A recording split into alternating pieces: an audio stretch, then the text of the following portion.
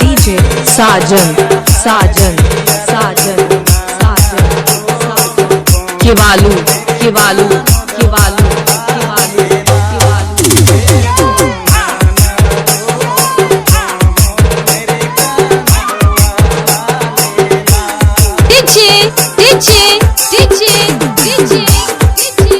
राजू राजू राजू राजू केवालू केवालू केवालू केवालू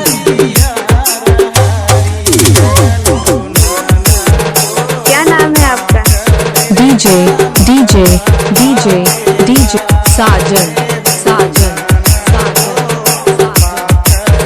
mobile number 62 040 53 68 5।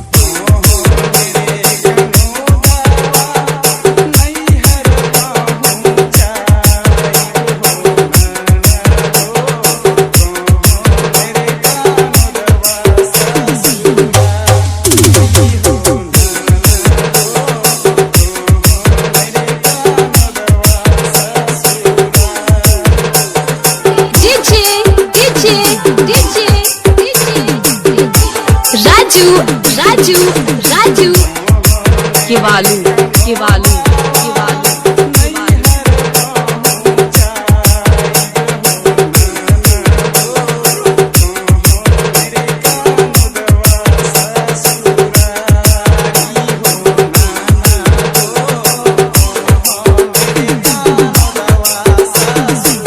DJ DJ DJ Sajan Sajan Sajan Sajan केवालू केवालू केवालू केवालू